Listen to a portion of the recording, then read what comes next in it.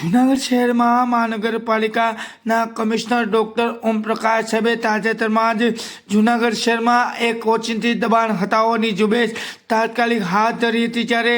લારી ગલ્લા અને વેપારીઓમાં ભારે ફફડાટ ફેલાઈ જવા પામ્યો હતો। જ્યારે બીજી વાત કરીએ તો જૂનાગઢ મહાનગરપાલિકાના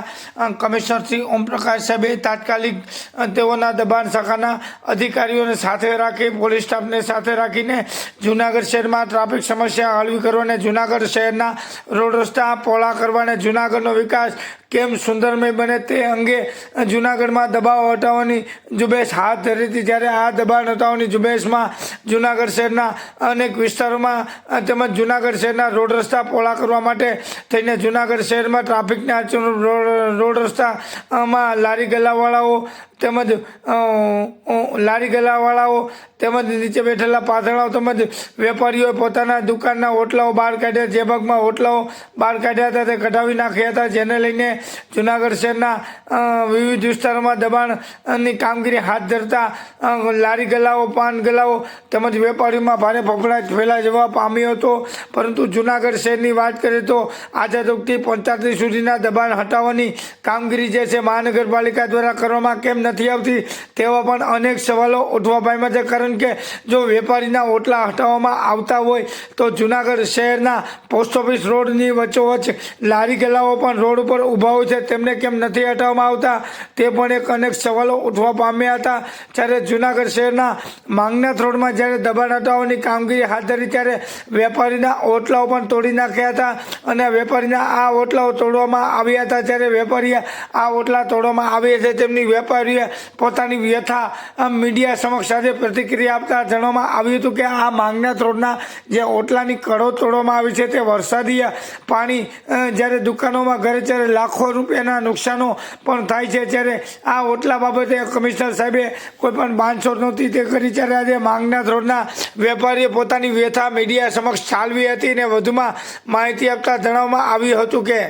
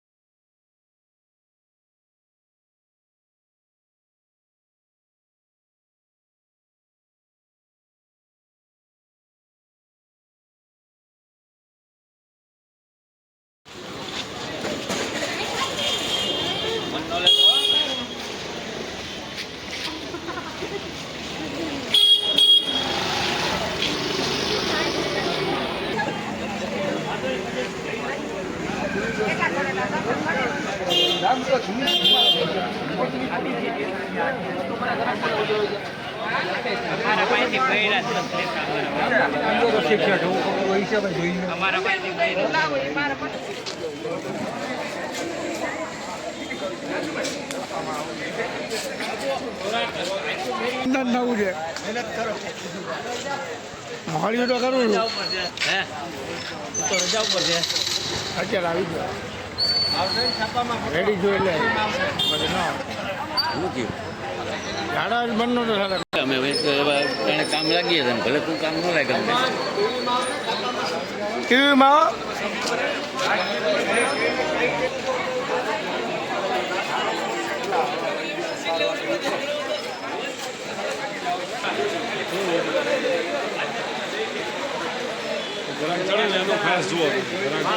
એટલે કરીએ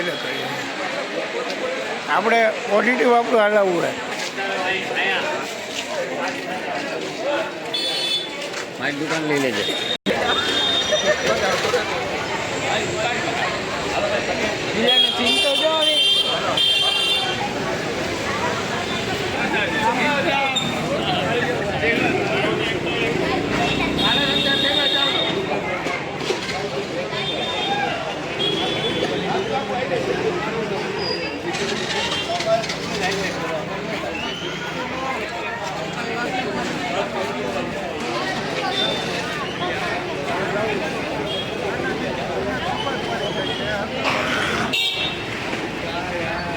અને કઈ રીતના લોકોને કહો છો એટલે એમાં રવિન્દ્રભાઈ એવું છે કે સરકારના